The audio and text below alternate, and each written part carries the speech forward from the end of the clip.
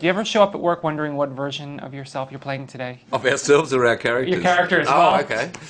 Of ourselves, certainly. I can only imagine how trippy it is for you guys sometimes. The last 2 episodes have been kind of funny because it's playing them, playing the other, pretending to be. You're so for it's you, been a it's bit huge. like, but I always know who I am and where I am. Do you have like specific mannerisms or things that you do to distinguish, you know, real Olivia from imposter Olivia? There's a forward motion to the alternative Olivia, and there's like much more of a kind of backward motion, I think, to our Olivia. And the differences between the two are actually really quite subtle. They're the same person.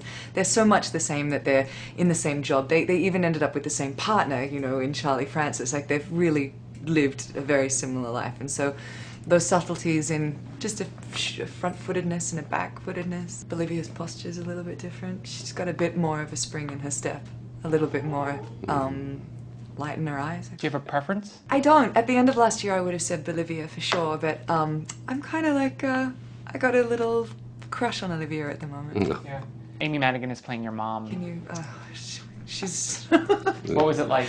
It was awesome. Yeah. We had a day together last week, and she's so warm and so genuinely excited, and she was just a blast. She was louder than I thought she was going to be, but she was just a treat. She's a horse rider and like I think she's just a really perfect, I think it's perfect casting for Olivia's mother. I think you could have gone a lot of different ways, but she's an army wife, you know, she's moved around a lot, she's had a tough kind of time, lost her kid. I think it was really beautiful casting. She's lived, she's an amazing completely woman. She's she's awesome. And we had fun. We sort of danced around each other for a little bit, and then it was just really fun. And I'm excited to see what they end up doing with that. I'm curious to see the dynamic between Peter and Walter this season, now that Peter knows the truth, and how that relationship is going to evolve. It's certainly something we think a lot about, and Josh and I had a scene yesterday. Couple of really critical scenes addressing that issue. Very strong emotional stuff. So it'll be there, and it won't be an easy answer, and I wouldn't want it to be anyway. It'll be tough.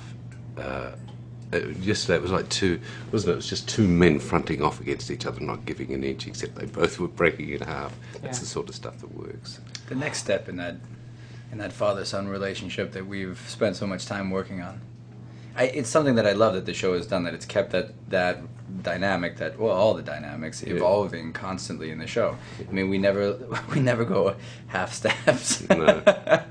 It's, I mean, from ambivalence to love to hatred, really, I think, at a certain portion of last season to now exactly that scene that we were playing yesterday, where these two men who really do have a deep and abiding love for each other, but now have this gulf between them and have to figure out a way to ford it.